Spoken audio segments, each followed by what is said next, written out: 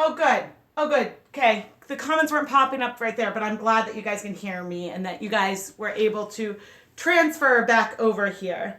Because I tried like just refreshing because I wasn't sure if it stopped working only on my end. So when I tried refreshing, then I lost access to the chat from the old the old stream. But anyway, I'll probably cut out some of this beginning technical difficulty stuff and then start here. But I'm Rebecca from ChemKnits, and so if you're tuning in, I'm back after the technical difficulties from the last live stream. We are spinning Stroll Roving, which is 75% superwash merino, 25% nylon. And the links to the last, where I dyed it, where I spun the first set of singles, are in the description. So rather than trying to pick up the camera again, I will show you the singles that we spun in the last live stream. And so last time I did blue, pink, orange in the order of the colors, and this time I'm doing pink, orange, blue. And so when I apply them together, they'll be kind of like twists. And so it'll still be a gradient, but there'll be some cool color changes. So that should be nice. But yeah, when I picked up the camera, the app, wait, did I drop some roving? Is there roving attached to me? I feel like there might be, I thought that there was a piece. Maybe not. As I'm like searching for a piece of fluff that I guess maybe there just wasn't. Guys, I'm clearly like on my ball. I promise that things will go a little smoother as the year goes on. Oh dear. We had the wheel technical difficulty, and then I ended up quitting out of the live stream somehow.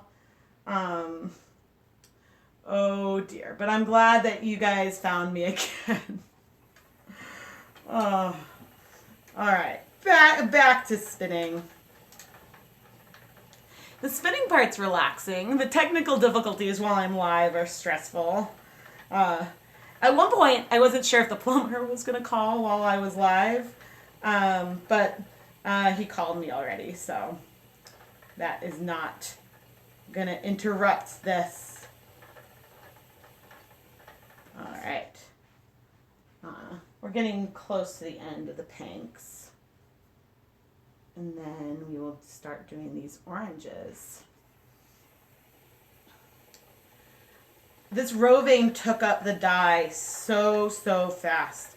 I mixed really concentrated colors, but I couldn't even squeeze the colors through the fiber because it just bound to the roving so quickly, which is something that I seen a lot more with these superwash yarns versus untreated wool. So that's kind of, I think that's interesting. And I've been enjoying kind of doing some superwash versus untreated wool comparisons over these last few months and stuff. But gosh, and so another thing that I'm waiting for it to get a little bit warmer so I can do some things outside. And of course I need my kitchen sink to work, but you know, I'm getting ready and planning out my very first oh dear. I'm getting ready and I didn't want that to be that thin. I'm getting ready and I'm planning out my very first jacquard acid dye videos, which I know you have all been really, really excited for. I plan to first, oh come on Rebecca. I plan to first film a video where I make a bunch of stock solutions, and then I'll do some Dye Pot Weekly episodes of actually using the dyes to dye yarn and fiber and stuff. And I think that those videos should start at the beginning of February. So the next Dye Pot Weekly episodes that I film should involve those dyes. But yeah, I need access to a sink, and I was hoping to do some parts maybe outside, just in like my garage or something, but it's so cold that I don't think that's the way that it's gonna go down.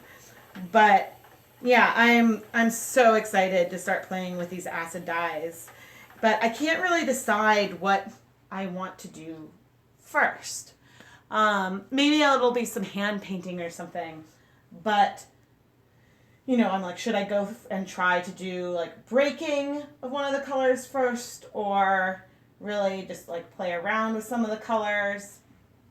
I don't know. What do you guys think? What should I do first? I mean, hand painting is kind of a safe way to start because it's like up close and personal with the dyes, and so then it would really let me see a lot about how they're interacting.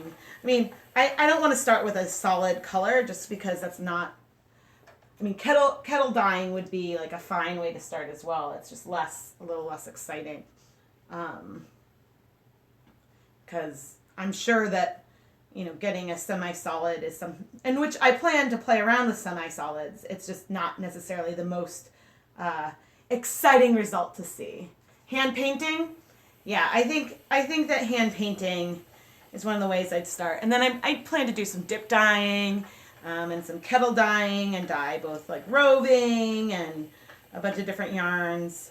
And so, yeah, and then I know whenever I start playing around with a new dye, I get inspired to try other more things. Like I still have a lot of the RIT dyes around, and I'm really excited to play around with more of those too because the colors are so vibrant.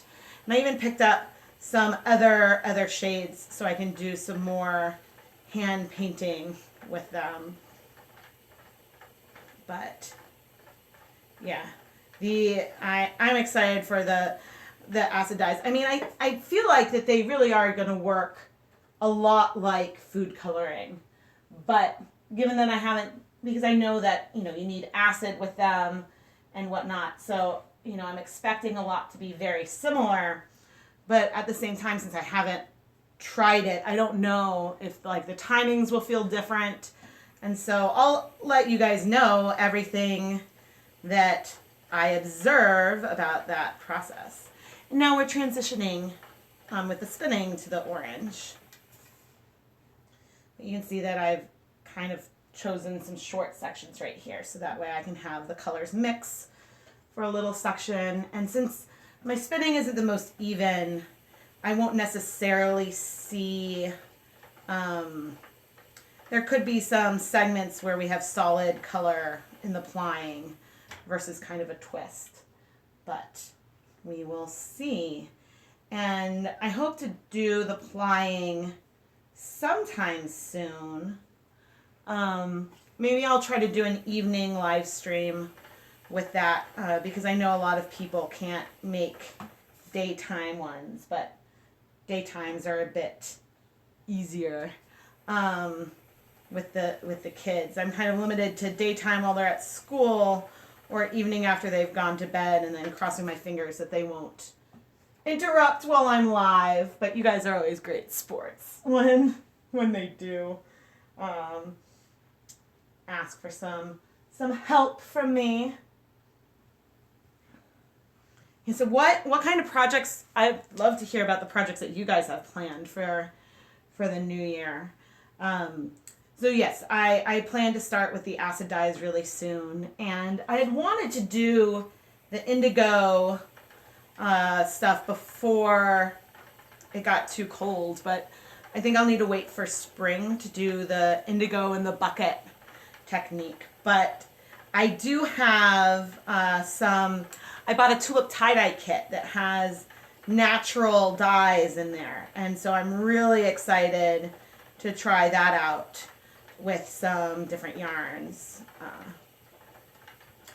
And then, maybe when I go to the grocery store, I should pick up some of these other things. I know that there have been a lot of requests for red cabbage and for avocado dyeing. And then, of course, I have the natural dye kit, but that also is something that I want to use outside. I have now, I have an electric burner that I can use outside. So talk about well-ventilated area. It seems like it would be fun to do some natural dyeing outside and hang out and yeah. Oh, of course, while the kids are at school, because it would be a little hard to do otherwise. I'm glad you like my channel. So right now I'm not, so the sponsors for videos and stuff came up through the Dye Pot Weekly Kickstarter campaign.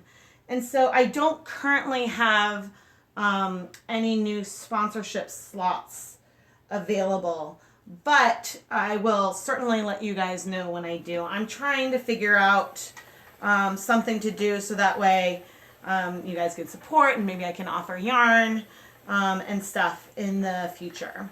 My thoughts right now might be to do semi-annual de-stash sales through Etsy or something, because obviously I accumulate a lot of yarn as I am.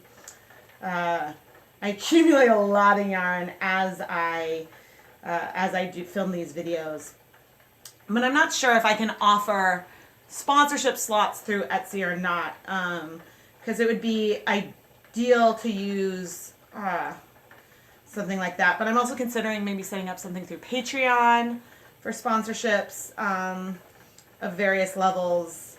So yeah, I'll see. But at some point, I do plan to offer a new round of sponsorship slots for the videos in the future. But it's easier for me to figure out ways that I would be able to offer yarns. I just need to figure out the best platform, because I really liked Kickstarter as a platform for starting this series of videos, but you have to wait a while for like the campaign to end so I had to wait for the campaign to end before I could start filming things,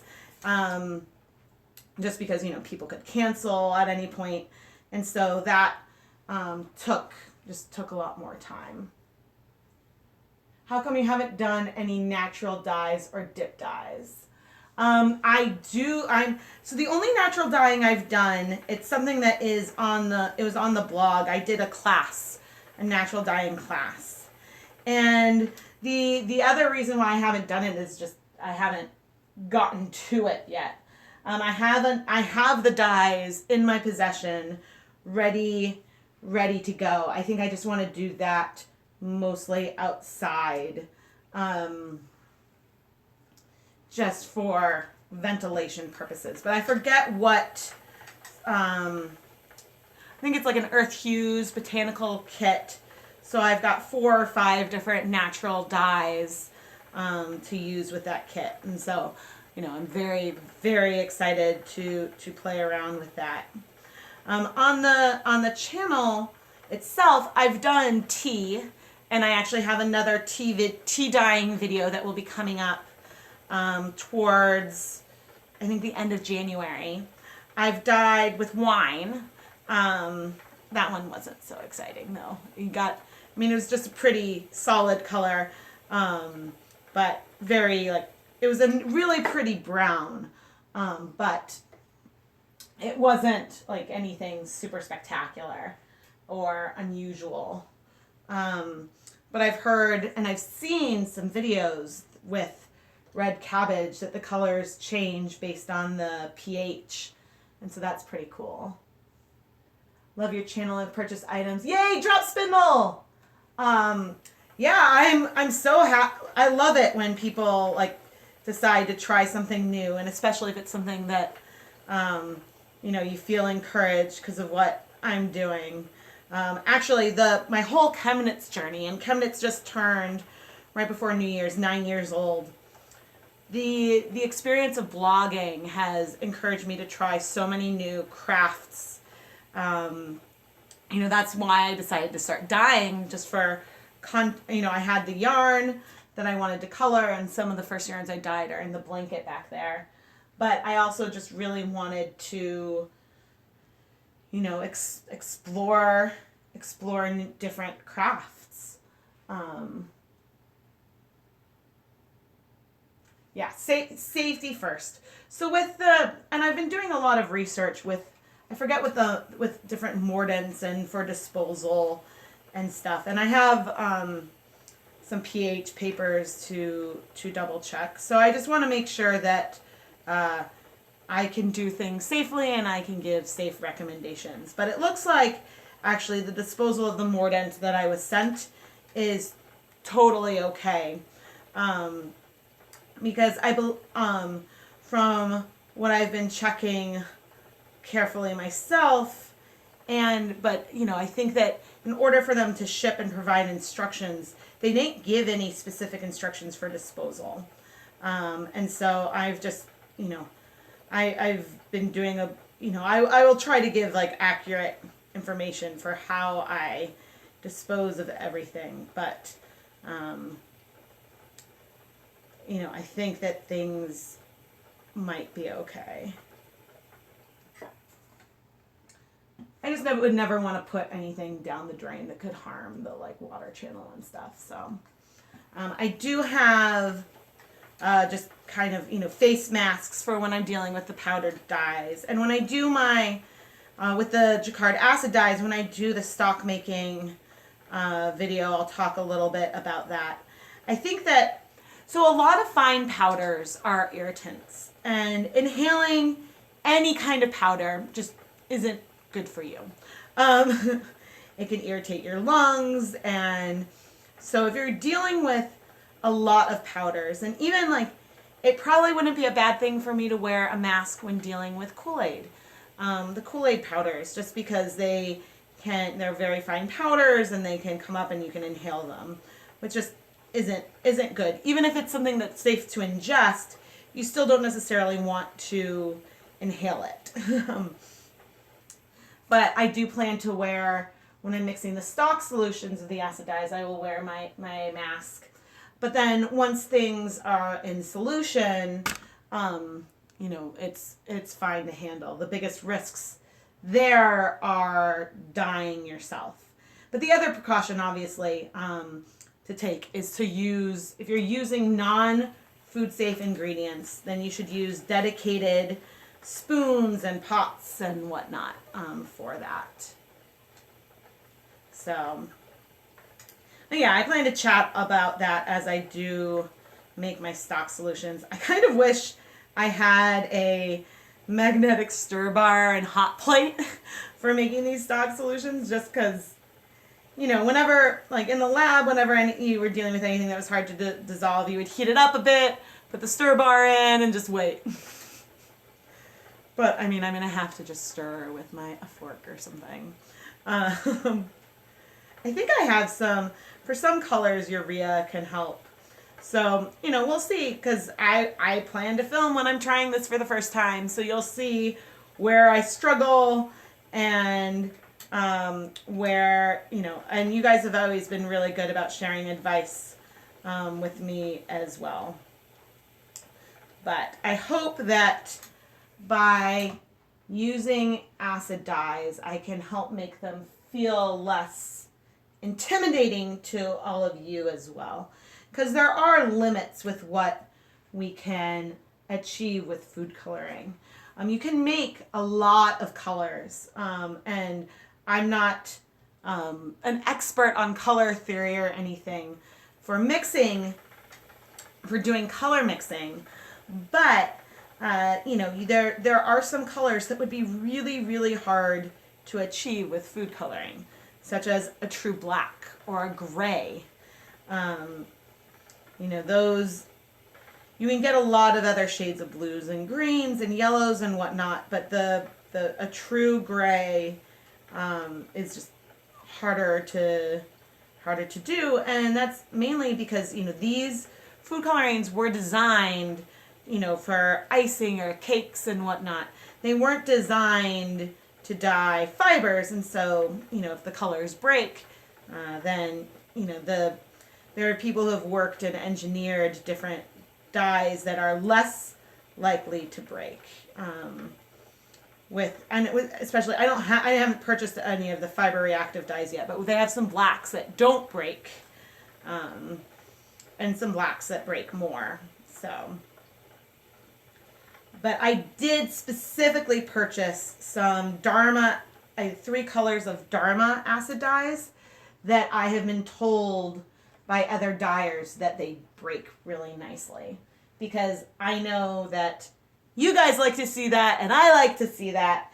And so, you know, pretty, maybe not the, I haven't, again, you know, I think I might start with hand painting, but part of me is tempted to try, you know, a breaking purple really, really early on. Just because, you know, that's kind of my signature thing. We're approaching the end of the orange. Oh man, I actually had an overripe avocado that I had at tossed before vacation. I don't know if I threw that away. But when I go to Costco later, I'll pick up a bunch of avocado. Because we love avocado over here. Oh.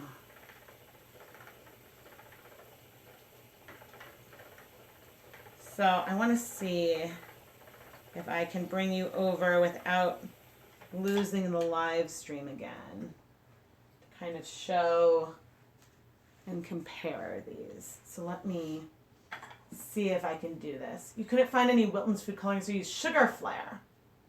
Ooh, I haven't heard of that one before. What country do you live in? Oh, I see. All right, if I hold this by the outside. Yes, please post a picture on Facebook. Okay, so this is how our yarn looks right now. And let's see if I can fit both ends. So the first, looks like I might have been spinning a bit thinner today than some of the ones that I did last time. But that's okay. And if we end up, when I'm plying, if I end up with any extra of one color, then I'll show you guys what I do there. But I've shown that in some of the other spinning streams. No, this one wasn't done with avocado. Avocado has been a natural, like a food-based dye that's been requested a lot recently. So it's something I'm intending to do. It's just whenever, you know, I throw away avocado skins and I was like, oh, maybe I should have saved those to do it. So that's all. I've just forgotten. Could I post can you post a photo on the live? So I don't think a viewer can post a photo onto the live stream. It would be kind of nice if you guys could add pictures. Well, actually, maybe it wouldn't be so nice if you guys could add pictures in the comment section. You guys are all great. Occasionally we get some trolls on, so I'd hate to think what they could do, what a troll could do if they could post photos. Because that could be bad. You freeze them, but never tried it. Yeah. I think that, so you can post pictures on the ChemKnits Facebook page. It's just facebook.com/ChemKnits. And then I can approve, I have to just approve the picture, but then it'll show up on the, I guess, the community tab. And so I don't think they ever show up on my timeline. Facebook changes things every so often, so. But I finally figured out how to approve pictures that you guys post on the Facebook page. So that's nice. And then you can also always tag me on Instagram if you want to show me something that you've done. And people also private message me sometimes on Facebook and Instagram. But yeah, I think that even if you don't have a Facebook account, you can see the Facebook page. I'm not sure. I haven't tried too much of that incognito. But yeah, and I think that if I was using, so I bought a new webcam, which I'm not using today because I realized last night that I wasn't going to have time to play with it. I think that maybe I'll try to do something later this week so I can try troubleshooting the webcam. But because I haven't tested that out yet. But I think that if I'm in the software that I need to use to go live on YouTube with the webcam, I would be able to, within that software, it would allow me to potentially like add a picture or something to the stream. I mean, it would be hard for me to do with just me, but if I had Keith on hand or something, he would be able to like switch between cameras and whatnot. But I haven't taken advantage of the software yet because the streaming from my phone works a bit better than when I tried streaming directly from my laptop because the internal camera on the laptop wasn't very good. But I am very interested to see how the quality is different once I try streaming from an actual webcam versus the, internal camera and microphone on the laptop. I think the picture quality wasn't horrible, but it was mainly the microphone that wasn't very good. So, yes, we will see, and anything I can do to improve the quality that you guys get from the live streams, I want to try to do. My internet is not always great at home, but hopefully the video quality isn't too poor. I tried to see if I could set up my DSLR to do it, but I wasn't able to figure out how to do that. I really wish that, so the webcam I have does have some zoom functionalities, but I don't think it's, I think it's not a zoom that I can control manually. Because I'd really love to be able to then zoom and adjust so that way you guys can see me and then do a close-up. But maybe I'll be able to do a 2-camera setup so that way we can see my face, maybe from the laptop, but then also have a closer view of the spinning versus trying right now to get me all in frame where it's a little harder for you guys to see the spinning. So yeah, I'm going to play around with it to try to get something that works great for all of us.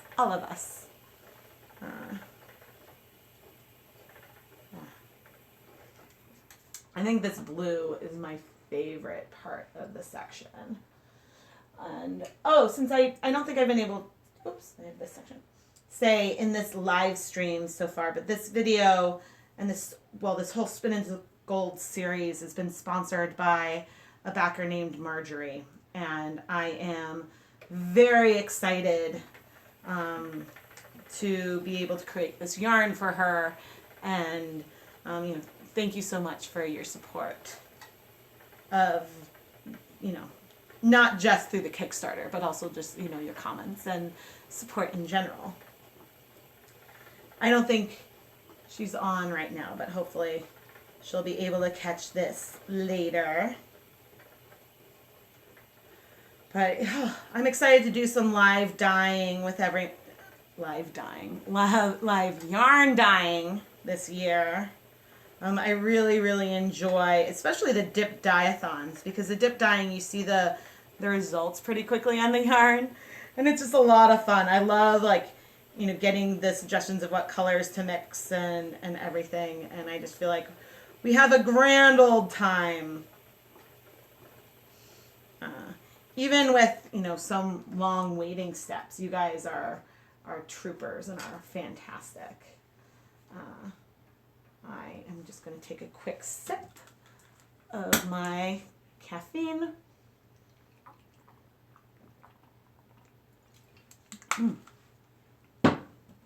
I actually tried, because someone asked, there is a video where I attempted to dye yarn with Coke Zero, Coca-Cola, but so ultimately no one, it's not something I would have tried because the color without the questions. The coloring in Coke Zero is caramel color, which comes from milk.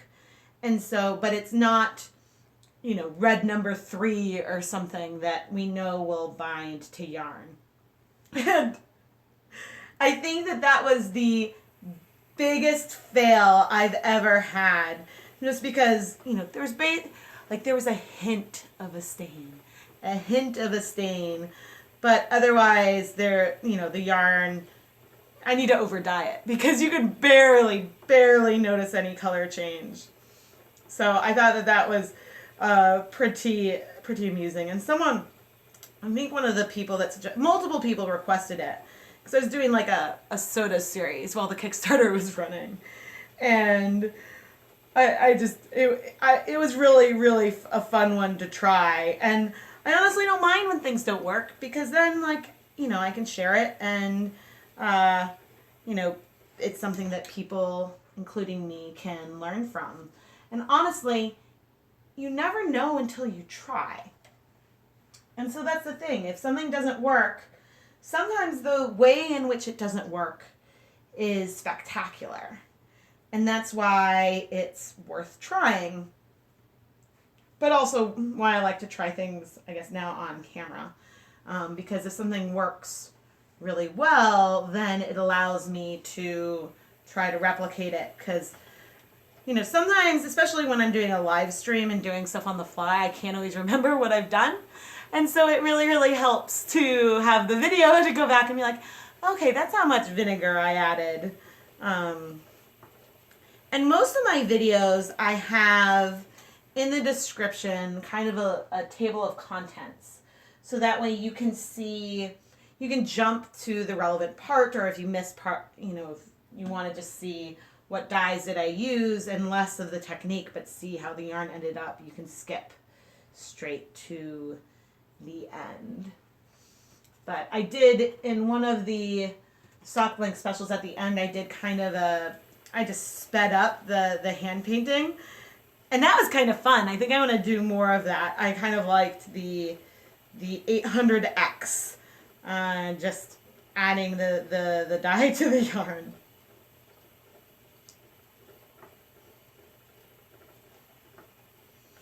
Yeah. Oh. I love when these blues and purples break. I think this was a mixture of royal blue and Wilton's violet, but I love this like bright electric blue that we get out of it. That color excites me so much.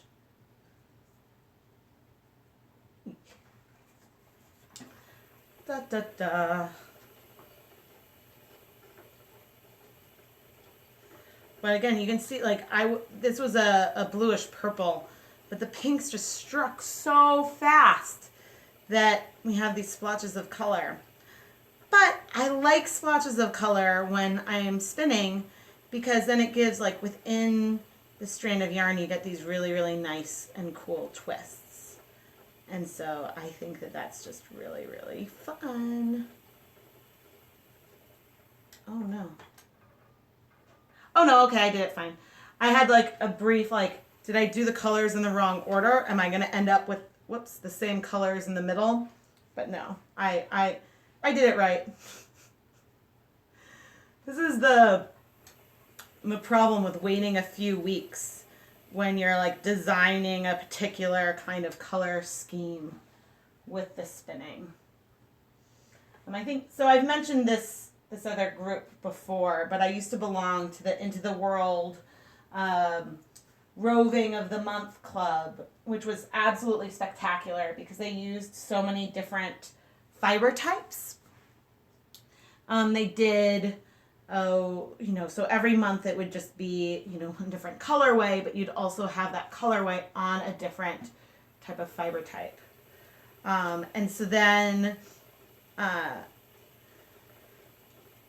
And so it was just really fun they have a group where, each month people would share what they spun out of the specific colorway.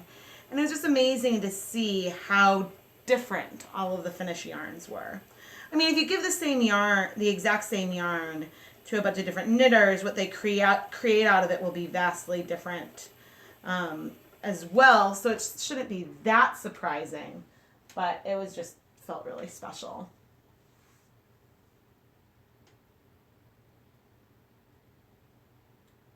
Do you think, as I do full sheep fleece, I do not get that much? I guess, Pauline, I don't quite understand the question. I should have an episode where Keith, hey, I kind of want to do an episode where I have Keith try to spin. I think that would be pretty fun. He has knit, I don't think he'd remember how to do it because I cast on for him, but he knit a square for charity with me before. I used to do these knit-a-thons for the Pine Street Inn in Boston, where it was a program that would try to help people transition from shelters and stuff into homes. And so they would use, they would give them hand knit and crocheted blankets. They would have people contribute squares that then they had a big assembly where they would assemble them into blankets. And so then in these new homes, people could have like a homemade blanket to just kind of make, in addition to like other like types of blankets and stuff, but something to make it feel less like sterile and more home-like already.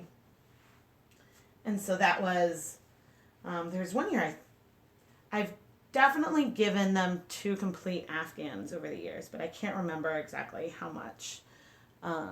There's one year I did a lot of squares, and so that was really nice. And also a really good, like if you have the yarn, it's a good stash brushing project.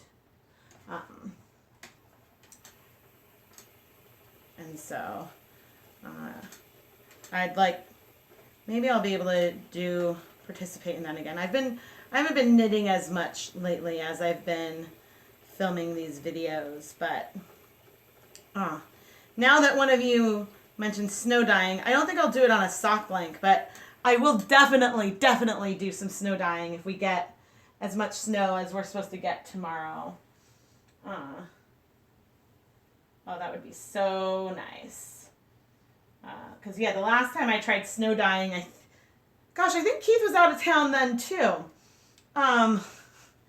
We just had so much snow in the alley, and so I just went and scooped up a bucket and brought it in to do some dyeing. Oh, not mix wool. I see. So, yeah, if you're doing a full fleece, like the different fiber contents that you get, yeah, you'll have one type. I've never done a full fleece before.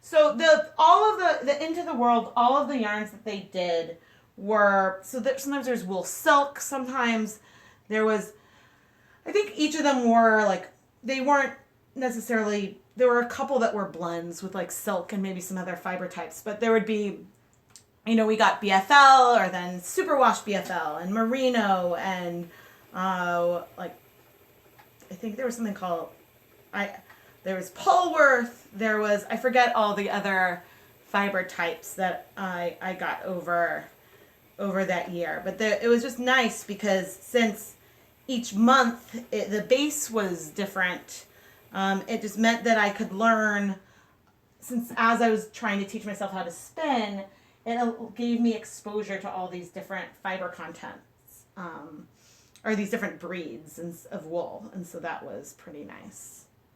That's what I meant.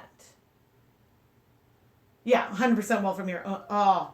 From your own sheep. That is a dream. The only reason why we do not have our own Angora rabbit right now is that my husband is potentially allergic. He's allergic to guinea pigs, so we're nervous, and I don't think it's the wool either. I think he would be fine around the fiber. It's just as a pet. And also the dog might not get along well with a bunny, but I grew up with guinea pigs, and so I would just love to have, I feel like as having an animal that I could but use some of their coat regularly for spinning. That a little bunny would have been nice, but not in the cards. I do actually have tons of fur saved from my dog is an American Eskimo, so he's white and fluffy, but the actual staple length of his fur is pretty short. So I know in order to spin it, I think I need to blend it with something. And so I have hand carders, but I don't really know how to use them yet. So maybe that's something I should try for the new year. Trying to convince my husband to let me have an Angora rabbit. Oh, you have to get rid of the cat first. Oh, yeah. But some dogs and bunnies and stuff can get along well if they are. I think it might be a little harder with a cat, I suppose. But my guinea pig lived in a hutch. But the first one the first guinea pig I had from when I was 10, and I think she died when I was 17. So she was pretty old, and I had a little leash for her, like a little bunny or cat leash, which she didn't love, but we would take her outside, and if she was scared, like, we handled her enough that she would run to me. But these days I have a lot of friends who have not Angora rabbits, but have rabbits that, and they're well potty trained and whatnot. And so that's really exciting. But I'm getting to the end of our singles. There's that little bit of pink at this end that I just kind of mixed in. Yay! Oop. She's fine. You get on from eBay. Like, I would love. So when you buy your fleece from eBay, is it already washed? I would love to sometime do like fleece to like something. Maybe not fleece to sweater, but spinning a sweater's worth of yarn is still a bit intimidating for me. So normally, no, it isn't. Yeah, I'd love to learn, and so I think that would be a fun little series at some point to go from, to deal with all the stages of fiber prep. Yeah, I know a lot of people that do fleece to sweater, and I think it's incredible. Okay, so I kind of really, really have a secret desire. It's not a secret desire if I'm announcing it here on YouTube, and my husband knows. I kind of really want a drum carder, because and to make bats, and to then like mix different fibers and stuff together. But it's not something that's super practical for me to do right now because of like the space that it would take up. I mean, I love my Kromsky Fantasia because she takes up, her footprint is so small, and I can fit her in our utility closet. And so that is nice. But here, okay, so this is the one that we spun today. And this is the one that we spun in the last live stream. Oh, our utility closet is just right off this room. It's not dusty at all in there, which is why I store the wheel in there. She has a spot up in my craft room office thing. But I do most of my spinning downstairs. So that's why I just stick her in the closet so the kids don't mess with it. But yeah. I think that I love the blues and stuff in here. And so in the next time I do a live stream, which I don't know, depending on how my sync is doing, I might be itching to do another video, so I might conceivably come back on tonight to apply it. But I'll set up and I'll like share on Facebook when I'm gonna schedule the next live stream. Maybe, if not tonight, then probably tomorrow night. I'm really, really itching to apply this, but I know that my phone battery will start to go in a little bit, so I can't do it right now. Let me see if there are any questions. Oh yeah, it would be if I do a start to finish. Yes, definitely. Oh, from your favorite sheep. Oh, is her name's Baby? Oh, that's nice. Um, yeah, there's so, I mean, I think that there's no end to like the ideas that like of things that we could do with fiber here on this channel. And so, yeah, if I was ever gonna do, yeah, there's a lot of things, and since I was asked before about sponsorship, there's certainly other ideas that I could have to kickstart and to do sponsorships again that way, or to do.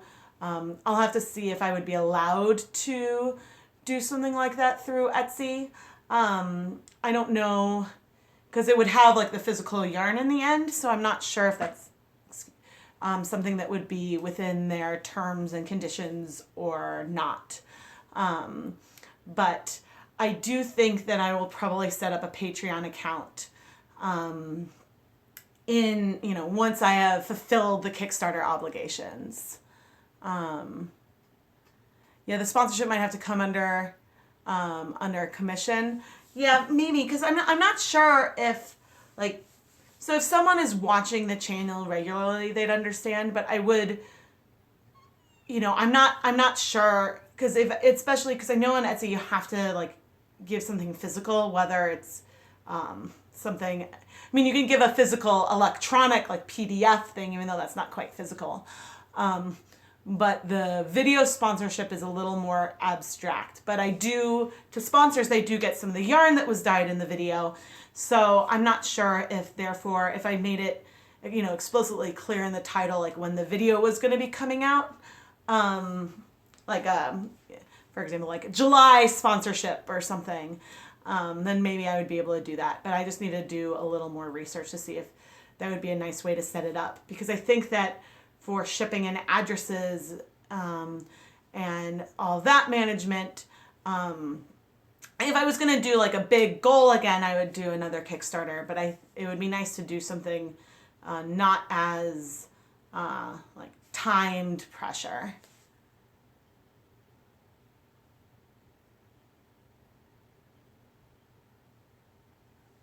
Just wait, I missed.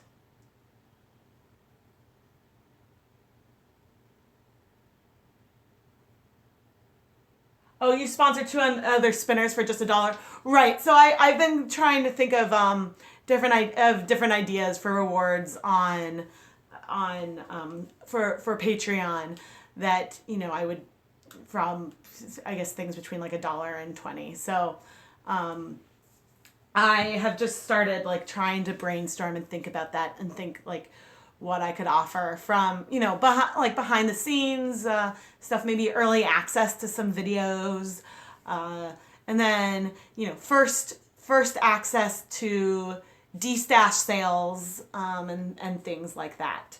But, yes, but I think that, I don't want to set up and like promote a Patreon account until I fulfilled the obligations from the Kickstarter, because I have people who have already contributed to help this specific set of videos already.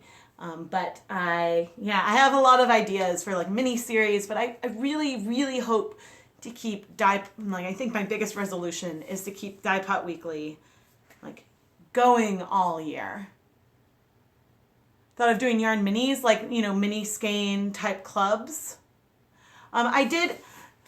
So I offered mini skeins as a reward from the Kickstarter, and that went well, and that was fun.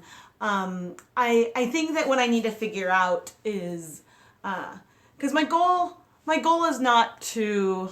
is really to focus mostly on the videos versus starting a shop. So I need to figure out if I want to have stuff that I'm shipping every single month, or if I want to, do maybe 2 or 3 times a year a de-stash sale, and how to make that. I need to just figure out these details, so that way I don't want to have to start spending more time on shop promotion than on video creation. So I need to basically just figure out the balance of that. I've actually had fun shipping, a lot of fun shipping the rewards with the like packing and printing the labels and stuff. I don't know, I kind of enjoy that aspect. But it has taken away from, like, I have a backlog of blog posts that I need to write.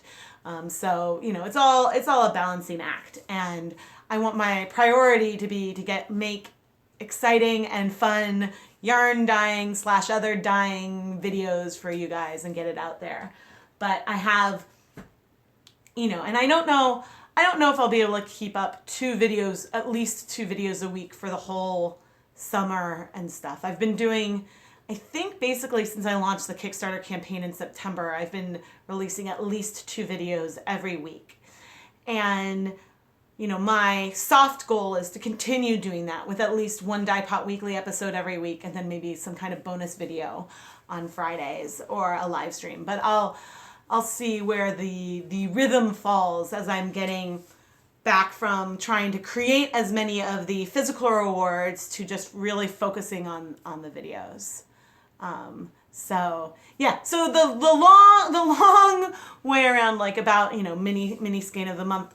I'm not, like, I certainly could do something like a yarn of the month type club, but then I'm just a little nervous that the focus would shift onto preparing for that versus preparing for the videos. Yeah, I enjoy these live streams and getting to share and kind of work through some ideas. You guys are a really great, like, sounding board to help me figure out what I'd like to do going forward.